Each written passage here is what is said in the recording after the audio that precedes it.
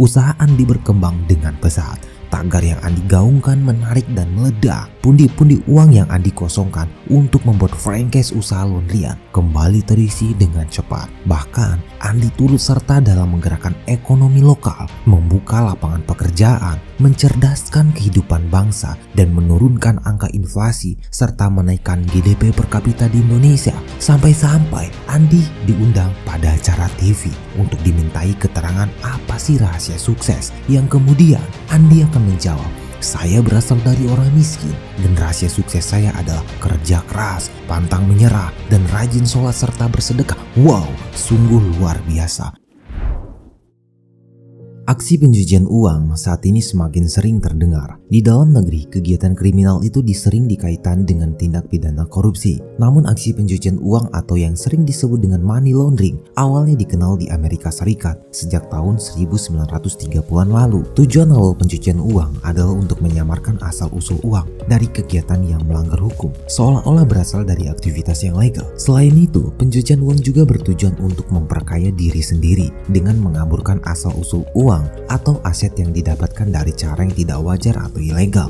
Pencucian uang adalah proses ilegal yang menghasilkan uang dalam jumlah yang sangat besar yang dihasilkan dari kegiatan kriminal seperti perdagangan narkoba, pendanaan teroris, hingga korupsi yang membuatnya seperti berasal dari jumlah yang sah. Uang hasil kegiatan dianggap kotor dan proses mencuci ini dilakukan agar bisa membuatnya menjadi bersih. Kasus pencucian uang terbesar yang pernah terjadi di dunia yaitu di Bank Wexopia, salah satu bank besar di Amerika Serikat. Pada tahun 2010 lalu, bank tersebut ditemukan terlibat dalam praktik pencucian uang milik kartel narkoba Meksiko yang berjumlah sebesar 5.614,5 triliun selama periode 2004 hingga 2007. Sebenarnya masih banyak kasus pencucian uang yang pernah terjadi di Amerika, bahkan di Indonesia, dan modusnya juga beragam, mulai dari membentuk usaha, mentransfer, atau mengkonversikannya ke bank atau penyedia jasa keuangan lainnya yang non-perbankan. Tujuannya tidak lain yaitu agar tidak terlihat. Supaya lebih jelas, mari kita kenali lebih lanjut soal apa itu pencucian uang dan bagaimana tahapannya. Namun sebelum itu, pastikan Anda sudah subscribe pada channel ini sebab dukungan Anda adalah tujuan bagi kami. Definisi pencucian uang. Pencucian uang merupakan perbuatan menempatkan, mentransfer, mengalihkan, membelanjakan, membayarkan, menghibahkan, menitipkan, membawa ke luar negeri, mengubah bentuk, menukarkan dengan mata uang atau surat berharga, atau perbuatan lain atas harta kekayaan yang diketahuinya atau patut diduganya yang merupakan hasil tindak pidana dengan tujuan menyembunyikan atau menyamarkan asal-usul harta kekayaan tersebut sehingga seolah-olah menjadi harta kekayaan yang sah. Dengan menjauhkan para pelaku kejahatan dari hasil kejahatannya, pelaku kejahatan dapat menikmati hasil kejahatan tanpa adanya kecurigaan kepadanya ataupun melakukan reinvestasi hasil kejahatan untuk aksi kejahatan selanjutnya atau ke dalam bisnis yang sah. Tindak pidana pencucian uang atau money laundering sebagai suatu kejahatan mempunyai ciri khas, yaitu bahwa kejahatan ini bukan merupakan kejahatan yang tunggal, tetapi kejahatan ganda. Tindak pidana pencucian uang atau dikriminalkan pada umumnya pelaku tindak pidana berusaha menyembunyikan atau menyamarkan asal-usul harta kekayaan yang merupakan hasil dari tindak pidana dengan berbagai cara agar harta kekayaan hasil kejahatannya sulit ditelusuri oleh aparat penegak hukum sehingga dengan leluasa memanfaatkan harta kekayaan tersebut baik untuk kegiatan yang sah maupun tidak sah.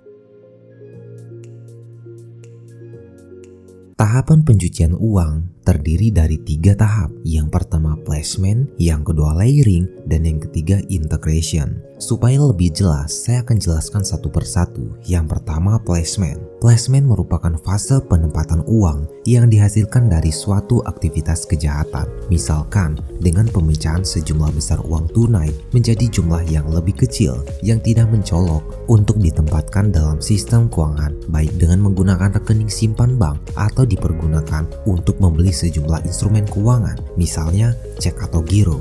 yang akan ditagihkan dan selanjutnya didepositkan di rekening bank yang berada di lokasi negara lain. Placement dapat pula dilakukan dengan pergerakan fisik dari uang tunai, baik melalui penyeludupan uang tunai dari suatu negara ke negara lain dan menggabungkan antara uang tunai yang berasal dari kejahatan dengan uang yang diperoleh dari hasil kegiatan yang sah. Yang kedua, layering. Layering diartikan sebagai memisahkan hasil tindak pidana dari sumbernya, yaitu aktivitas kejahatan yang terkait melalui beberapa tahapan transaksi keuangan. Dalam hal ini, terdapat proses pemindahan dana dari beberapa rekening atau lokasi tertentu sebagai hasil placement ke tempat lainnya melalui serangkaian transaksi yang kompleks yang didesain untuk menyamarkan atau menyembunyikan sumber uang haram tersebut. Yang ketiga, integrasi. Integration yaitu upaya untuk menempatkan suatu landasan sebagai suatu legitimate explanation bagi hasil kejahatan. Di sini, yang dicuci melalui placement maupun layering dialihkan ke dalam kegiatan-kegiatan resmi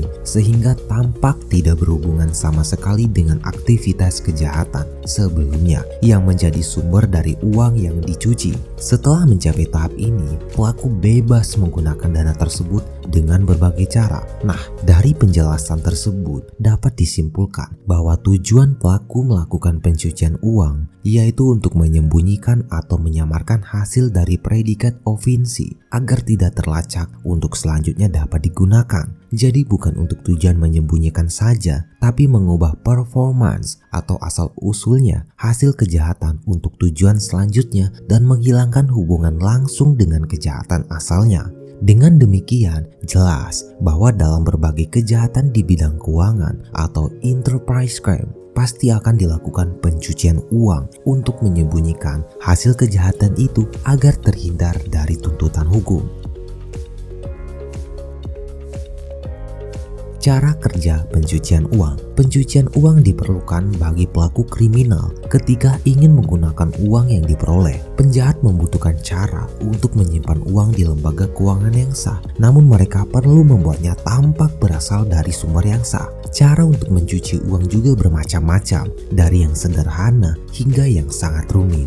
Dulu, pencucian uang bisa dengan membeli properti seperti hotel. Karena saat itu belum ketat seperti saat ini. Makanya jangan heran dulu hotel hantu di Bali kalau dijual pasti laku. Namun sayangnya saat ini pemerintah lebih ketat. Tapi jangan khawatir, ada jalan lain. Lalu bagaimana caranya? Bikin bisnis. Makanya jangan heran kalau ada pebisnis yang produknya tidak ada di sekitaran Anda atau waktu awal merintisnya tidak terlihat alias tidak begitu laris. Pemiliknya buang-buang uang atau flexing kesana kemari seolah-olah cari duit itu semudah membalikkan telapak tangan dan buka cabang di mana-mana seolah bisnis itu sangat mudah. Jadi jangan heran dan bertanya-tanya gimana ya caranya supaya bisnis bisa melesat seperti itu. Salah satu teknik yang paling umum yaitu menggunakan bisnis berbasis uang yang dimiliki oleh pelaku kriminal. Misalnya, mereka memiliki sebuah restoran. Di sana pelaku bisnis menggunakan penerimaan kas harian untuk menyalurkan uang tunai ilegal melalui restoran dan ke rekening bank restoran. Setelah itu bisa ditarik sesuai yang mereka butuhkan. Contoh pencucian uang. Andi adalah seorang bandar narkoba. Andi jualan narkoba. Keuntungannya tentu saja besar dan sudah pasti ratusan juta hingga miliaran. Hasil penjualan narkoba yang jumlahnya banyak tersebut tentunya tidak praktis dong kalau mau dipakai buat belanja minuman Thai tea atau boba. Tentunya Andi mau kehidupan seperti ala-ala konglomerat, seperti membeli barang branded, bahkan rumah yang luas parkirannya 3 hektar dan dipenuhi oleh mobil mewah dan jet pribadi yang akan Andi gunakan untuk berlibur ke Santorini atau jadi sugar daddy, bahkan nge-grooming someone yang bisa dipelihara sejak dini. Dan pastinya tidak mungkin dong kalau Andi membeli itu semua dengan uang cash. Kebayang bagaimana repotnya Andi ketika membawa berkantong-kantong uang. Belum lagi potensi akan menarik perhatian dan resiko jadi sasaran kejahatan. Maka bank akan menjadi opsi yang paling menarik. Tapi sayangnya uang tersebut tidak bisa Andi letakkan langsung ke dalam bank. Kenapa? Karena bank pastinya akan merasa curiga curiga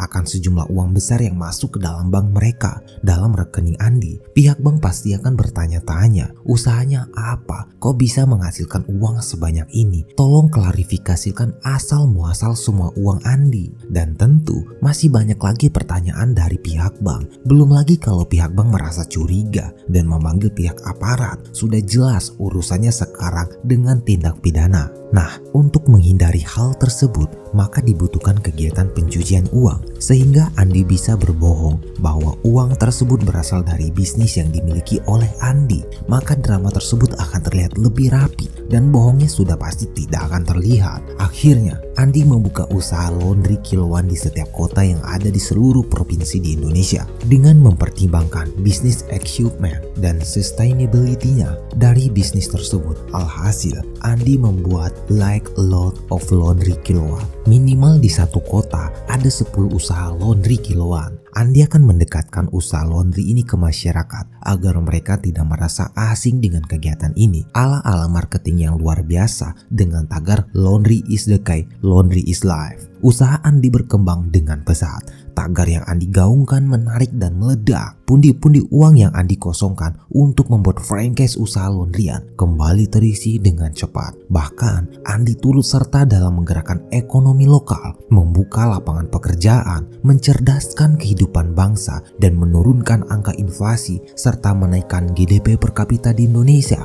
Sampai-sampai Andi diundang pada acara TV untuk dimintai keterangan apa sih rahasia sukses, yang kemudian Andi akan menjawab, saya berasal dari orang miskin dan rahasia sukses saya adalah kerja keras, pantang menyerah, dan rajin sholat serta bersedekah. Wow, sungguh luar biasa. Akhirnya uang yang Andi peroleh kembali tersebut bisa Andi tabung kembali di bank. Ketika bank bertanya, dari mana asal uang ini? Andi hanya tinggal menjawab, oh dari hasil laundry kiloan. Dan apakah cerita ini khalayan belaka? Oh tentu tidak. Nah, mungkin sampai di sini dulu ya untuk penjelasan terkait pencucian uang. Sebenarnya masih banyak upaya yang lain yang bisa dilakukan, tapi kita akan lanjut di video lain. Semoga informasi ini bisa menambah wawasan Anda tentang dunia keuangan. Dan saran untuk kamu, jangan sampai terlibat dengan tindak kejahatan, apalagi sampai melakukan pencucian uang, karena itu melanggar ketentuan yang berlaku. Terima kasih dan sampai bertemu pada video selanjutnya.